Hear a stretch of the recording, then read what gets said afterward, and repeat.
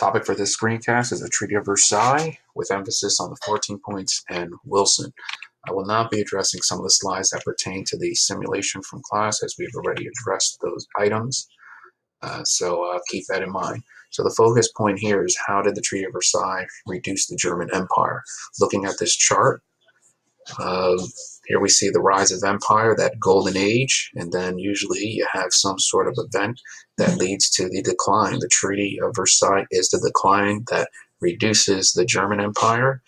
Somebody's got to do something or it'll continue to decline. And here we see the Nazis arguing, if you vote for us, we will reverse the decline, which is primarily what wound up happening. All right, so as I said, I'm not going to be focusing on some of the aspects from the simulation. There's another screencast for that. So just some of the things from the Treaty of Versailles, and all I did was I have a screenshot of the Treaty of Versailles text. I've highlighted in yellow some of those aspects that are crucial for, World War II, the rise of the Nazi Party, as well as this section. And so I just kind of skim through and read some of these points and have some comments. So in this particular section, Germany accepts the responsibility. Remember, the blank check, Germany is viewed as the aggressor. It might also be a part on the British, where the British and the French want to punish Germany for the rise of the German Empire. They probably want to reduce their competition. So as you're looking at some of these questions, like some people would argue that this is pretty outrageous. Germany, do they have to pay for the widows of the French and British dead? And there's a feeling that, they started the war, let them pay for everything. And that's, I think, the significance of this particular Article 231 of the Treaty of Versailles. If Germany is going to accept responsibility, then they're going to have to pay for everything. And that seems to be the approach of the British and the French. Article 235, in this particular section here, it looks at reparations. This term right here, reparations, has a specific meaning, and it's about World War I. Germany was asked to pay reparations, and $33 billion, when you adjust for inflation, possibly more at this particular point. So Germany has to pay money. This section just says, what's going to be acceptable payment, and that's according to Article 235. Article 321, things get further problematic for Germany, as Germany has to allow international transit by rail, navigable waterways, or canals. So this is pretty much saying that Germany is open, that the Allied powers can use any aspect of Germany to transport goods, and that just seems to be a loss of German sovereignty. Think about it like this. Should the United States allow Canada to send goods through the United States to Mexico without the United States regulating or, charging some sort of fee? That's what's going on here in Article 321. Let's see, Article 160. By a date which must not be later than March 31, 1920, the German army must not comprise more than 7 divisions. What they're doing here is reducing the German Empire. They're getting rid of their military, their naval, and their air clauses. They're going to reduce the German Empire. This particular chart here, which comes from the Treaty of Versailles, the thing about that, they've come up with a chart that is going to dictate how much Germany's army, how much they're allowed to have. And I love this part down here. If the German army, they can have a maximum of 84,000 rifles, but they also dictated how many rounds of ammunition they were allowed to have for those rifles. So if they're being that petty, I think that says something here. And keep in mind, Hitler would rise to power, arguing that he is going to return Germany back to its former glory, which is why I showed you that particular, chart here. So the decline, as a result of the Treaty of Versailles, is stripping Germany of its army, stripping Germany, of money, stripping Germany of so much that is going to lead to the decline that the Nazis are going to claim they will reverse. Let's keep going on here. Let's see. Mandates in Africa. Germany has to give up its colonies. For imperial states, for empires, at the start of World War I, we looked at how Germany took over territory in Africa, and now, according to Article 118, Germany has to give up some of its territory outside of her borders, and that's going to be a loss of empire. So here we see another map from the Treaty of Versailles that's, explaining what exactly Germany is going to lose. Side note, the loss of German territory would go to Belgium, and some of that territory is going to be problematic for the Rwandan genocide. Issue 5, we talked in class about the Rhineland. Notice right here the border. The Rhineland is a piece of territory that's between France and Germany. One of the first places Hitler would take his military would be into the Rhineland, and he would go unopposed.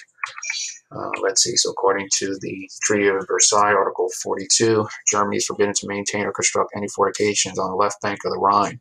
So they have to remove their military from that particular area.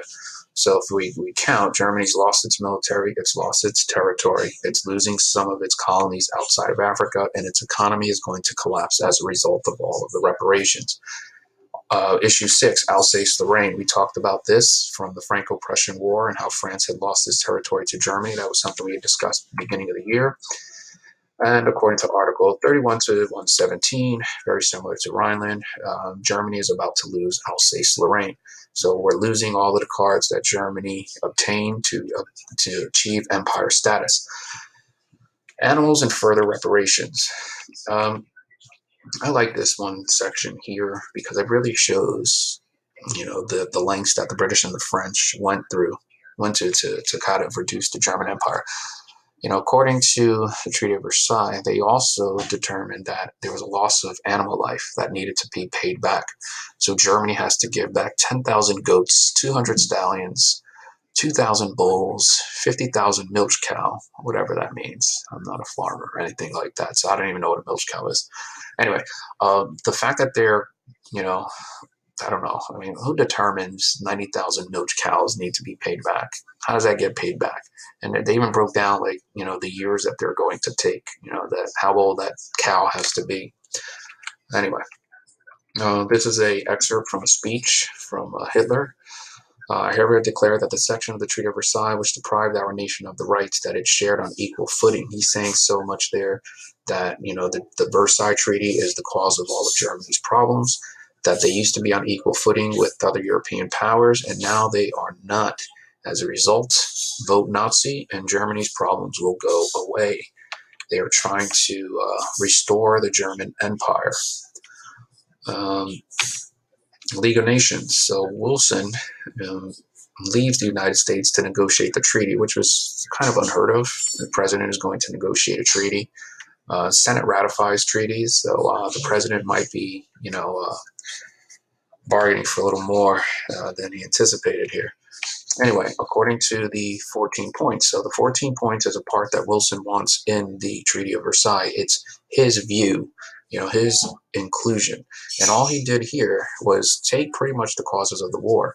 Here he says, we want open covenants of peace. We want freedom of navigation, removal of economic barriers, free open mind, absolute impartial adjustments of colonial claims, Belgium, readjustment of territory. There's a code to what Wilson does here, and pretty much what Wilson did was take the causes of the war and argue if we don't do these things, we could prevent them from occurring in the future. If we were in class, we would take all of the World War I causes and try to list them. And then Wilson tries to solve those, World War I causes by saying, well, we don't do that in the future. We prevent another war from happening. Kind of naive on his part. Wars are probably going to start for different reasons.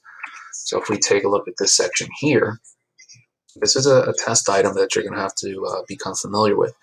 So we've taken these points here, which are parts of the 14 points, and we've identified causes. So secret treaties was a cause of World War I.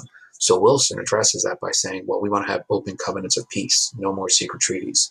If we remember, Germany used UGSW, unrestricted German submarine warfare, which is why in points 2 and 3, he's saying that we want freedom of navigation upon the seas and removal of economic barriers. So I guess he's thinking, World War I started because of UGSW. If we don't, do UGSW, or if we don't, have, territories or, economic barriers, maybe we don't need UGSW. It's kind of a weird dynamic, and I'm just phrasing it oddly just to kind of point that out. Let's take a look at arms race. The British and the French were building dreadnought-class ships, so that's a war cause. And here he says armaments will be reduced. So this point right here is addressing this war cause. I don't know if you figured out, Like in class, I would have had you look at the 14 points. What do you make of these 14 points? And you kind of would have been on your own to figure that out. But he does have kind of like a code to this. Imperialism started the war. So here he says, adjust colonial claims. And he also comes up with this language. This becomes self-determination, that the victims of imperialism should be allowed to determine their futures. Anyway, that's the code. He does bring up other items like the Armenian genocide that he addresses, like here, the Turkish portion, Ottoman Empire should be assured of secure sovereignty. Those under Turkish rule should be assured an undoubted security of life. Don't kill Armenians. That's pretty much what he's saying there. So like in class, this would be like a sample question. Germany was forced to, boom, accept full responsibility for starting the war. So we would be taking some of the German, causes for the war, and then, what did they do in the Treaty of Versailles? So it's like a T-chart. Germany caused for war. What was in the Treaty of Versailles, which is pretty much everything that we did, to rebuild France and Germany. What are they going to do? Well, maybe they're going to make them pay reparations. I don't know. Then this section here is another test item. Pretty much what I just did. How did Wilson take the causes and use that as the model for his 14 points? So we see the specific language from the 14 points here, and then how did Wilson, try to address them in the 14 points? So we want to connect secret treaties to open covenants of peace. So I kind of flipped them. Here you see the language from the 14 points, and these are the war causes. Over here, we did that different. We put the causes on the left side, and there you go. Let's see. So here's just a chart looking at some of the 14 points. So I could ask, what did Wilson want included in the Treaty of Versailles? 14 points. Was it accepted? No, and primarily because the 14th point talks about the creation of a League of Nations. The League of Nations was Wilson's attempt at creating a UN. And in this particular language, which is the 14 points and the Treaty of Versailles, they talk about an organization that is going to promote international cooperation. We'll see how this plays out during World War II. And so if you think about some of the causes or the arguments for and against the League of Nations, at the end of the day, Henry Cabot Lodge and the Senate decided not to sign the Treaty of Versailles, which is odd. The president leaves the United States to negotiate a treaty, comes back with a treaty, and the Senate, led by Henry Cabot Lodge, never ratified the treaty. The U.S. has to sign separate treaties with the other parties. And so, like, if we're looking for arguments for and against, yeah, it might lead to peace and stability, but is that League of Nations going to, monitor and regulate what the U.S. can do globally? Who's in charge of this thing? How, let's just say they pick Bill to be the leader of the League of Nations.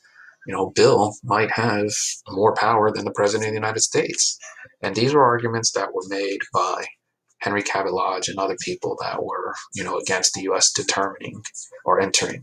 So in here it says the League as a supranational government, that supranational government is going to be more powerful than the United States. And he says flat out, it would limit the power of the American government from determining its own affairs.